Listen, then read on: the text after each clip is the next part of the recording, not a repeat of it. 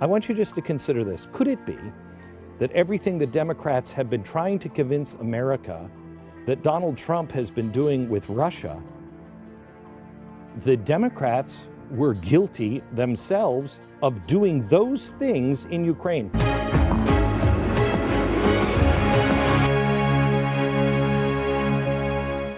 So here's where the rubber meets the road. 2014, in February, the protesters seize Kyiv as the president flees. The president of Ukraine is taken out by the people of Ukraine. This is the first critical date. It gives people the opportunity to save the day. Why have you not heard anything about what I'm going to show you? So in February 2014, this becomes the new president. Total upheaval. They have no money. They're completely broke. And here comes the United States of America. In March of that year, President Obama says, we're from the United States government, and we're here to help. So he decides, you know who you need? You know who you can need, because you're very corrupt. This is a very corrupt place, and it is.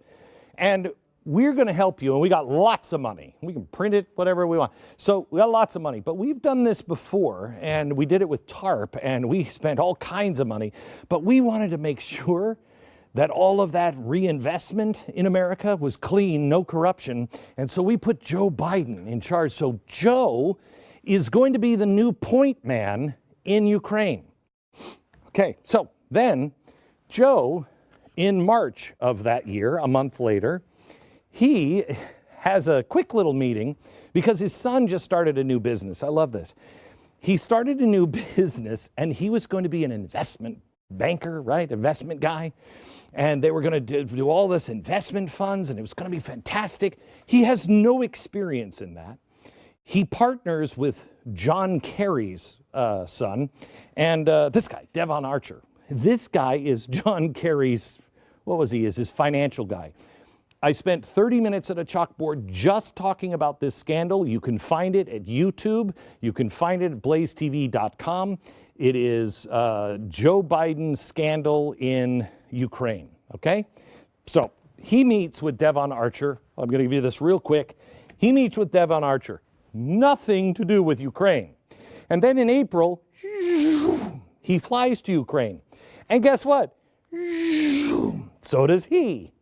And in May of that year, he is made a board member of a gas company called Burisma. And guess who else is made on the board member? Hunter Biden. It is nice, it is cute, and nothing to see here, folks. Like I said, you can get more on that story. But this is pretty much the Biden story. It happens all here. You'll see it a little bit on the timeline, but it's very small. Here's where it gets good. Because this poor country is so corrupt, Barack Obama says, guys, we want to give you some money. We want to give you some money. But I gotta tell you, we're gonna have to watch over it. Now, let me show you how much money we're talking about. Riding in on the white horse to save the day with all kinds of U.S. aid to Ukraine, it included $1 billion sovereign loan guarantee, $320 million in general assistance, $118 million in equipment training for their security forces, $20 million for new law enforcement reform, and a fleet of advisors in banking and politics and energy and media and human rights. So they do that in May. You give them all kinds of money. And then because they're so corrupt, we mandate to this corrupt country that they start a national Anti-Corruption Bureau of Ukraine, because we can't trust the guys in the masks. A National Anti-Corruption Bureau of Ukraine. It's fantastic. And you know who their partner is? Us, of course. We're not corrupt at all. So the guy who was tapped to be the first director of the Bureau is this guy, Artem, how do you say his name? Sitnik. Okay? He's the first director. And what's great is because he is now in charge of anti-corruption, he now has a direct line to the administration to talk about anything the Ukrainians might dig up, okay? Now, we get here. We get now to this place where we are dumping all of that aid in, but we're watching over it because we're responsible. And we were becoming a giant piggy bank. But we made some mistakes early on. Well, first, do you remember Burisma? Burisma was run by this guy. This guy is so corrupt that he couldn't come to the United States. He was never to be granted a visa to come to the United States because he's an oligarch. He not only runs Burisma, but he also has a bank. Whoa! So this guy gets the money for Burisma, $1.8 billion. It's put into his bank. I mean, who wouldn't put $1.8 billion in an oligarch, corrupt guy who can't come into the United States? He's so corrupt. Who wouldn't put it in that, right? Oopsie. It's like Monopoly. Bank made a banking error. Lost $1.8 billion. Where did it go? Well, he certainly didn't have anything to do with it because somehow or another, he at the same time is given a visa to come to the United States. He's not a bad guy anymore. The Obama White House summoned some people.